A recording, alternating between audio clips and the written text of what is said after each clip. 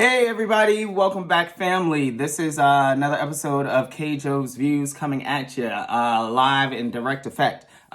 This one we're covering Lupin, which I absolutely enjoyed so much this year. It came out on Netflix in I want to say February 2021, or maybe March. But the part two will be released in August 2021, probably end of August. So you have some time to catch up on it, but it's only 5 episodes, like 5 hours or something like that. The first part anyway, so it'll be super easy to get through. But before you get through that, let's get through this synopsis and review. As always, like, comment, subscribe. Excuse me, just a little burp. As always, like, comment, subscribe, and let's get into this Lupin, right? So, Lupin, is about a man in France who is trying to basically right what he believes is the miscarriage of justice involving his father. Basically, when he was a teenager, his father, who was a butler for a rich family, was accused of stealing this very, very valuable diamond necklace. And his father ends up going to jail. He ends up getting sent to school, and his father kills himself in jail. And years later, he's like, I'm going to right this wrong, because he is inspired by, the main character's name is Assane Diop, right? Played by, I believe his name's Omar Sy. And he's inspired by the adventures of gentleman thief, Arsene Lupin. So think like James Bond meets Ocean's 11 meets Sherlock Holmes, right? That's like basically a gentleman thief.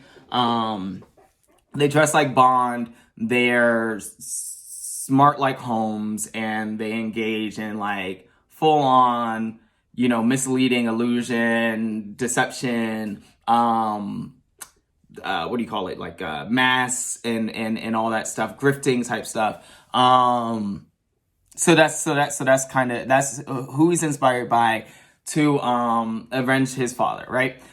So the first episode, he steals back the diamond necklace that his father allegedly stole way back when, and it's being auctioned by that rich family. Basically, the father stole the necklace, he sold it, the necklace got separated into separate diamonds, scattered across the world.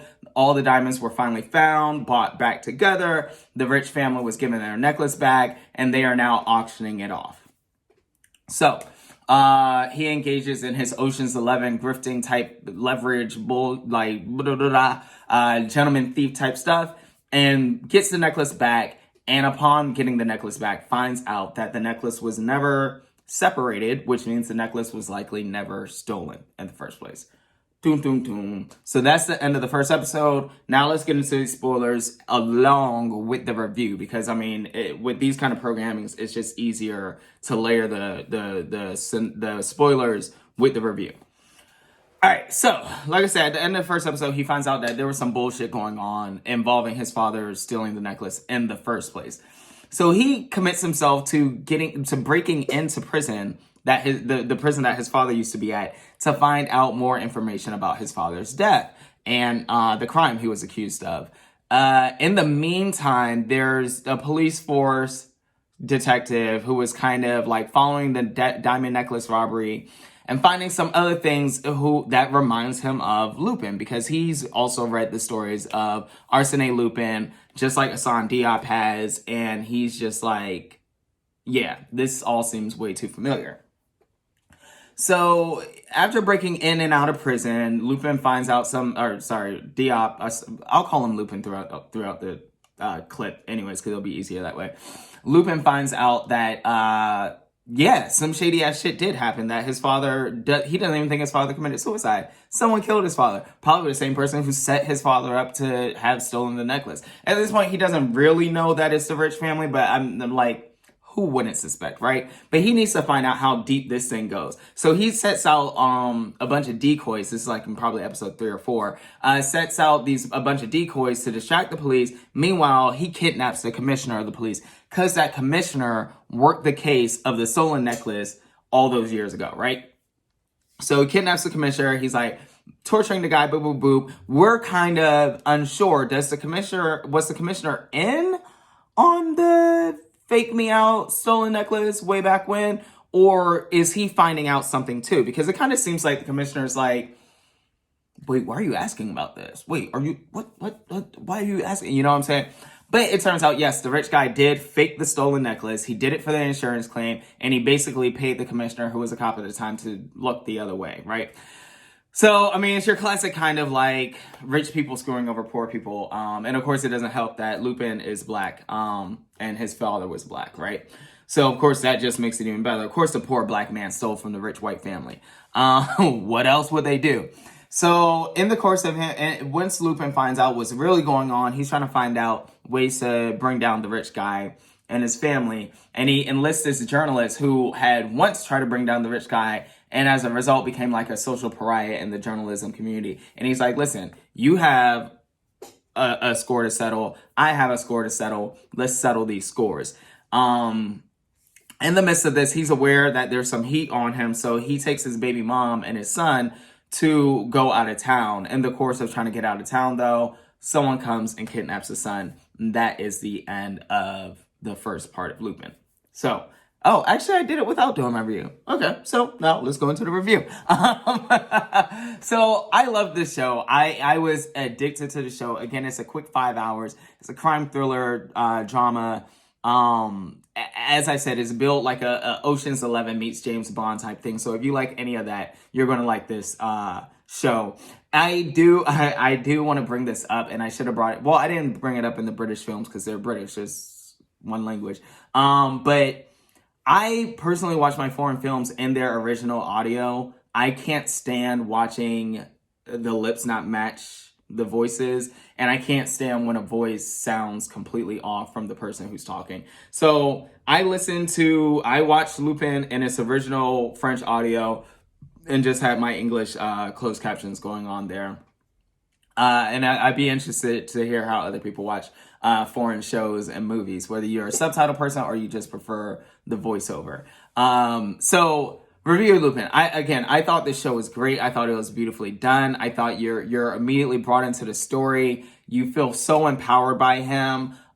Even when he's a kid and this miscarriage of justice is happening, I don't know. There's parts of him that you really just identify with.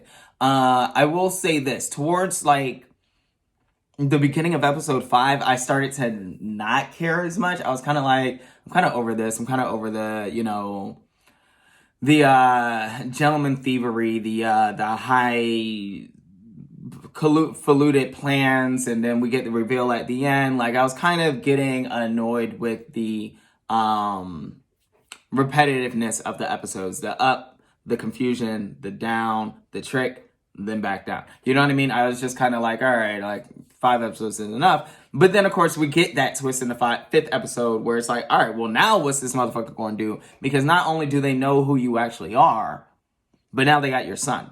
So and a big part of what was helping him through this is that no one actually knew who he was. No one was getting a good face on him.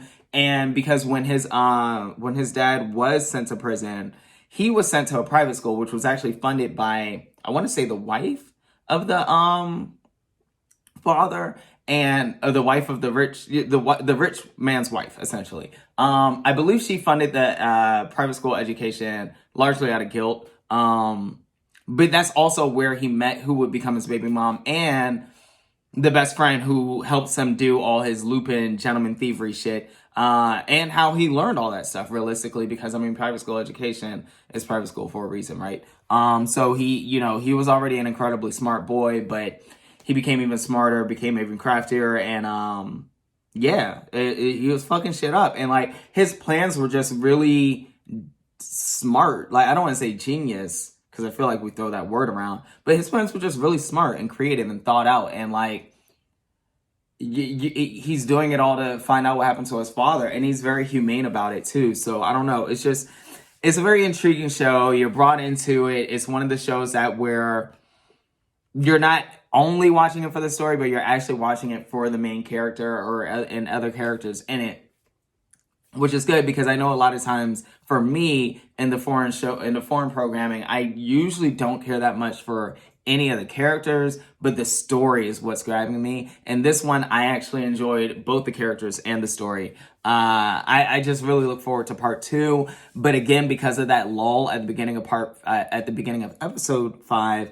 I am cautiously optimistic about part 2 just being great. I hope that the writers and directors have broken from the pattern of the first part, because I was kind of getting, and I don't think other people, I know for a fact that other people weren't. Like, I know a lot of people really love the show from the beginning through the end of the first part.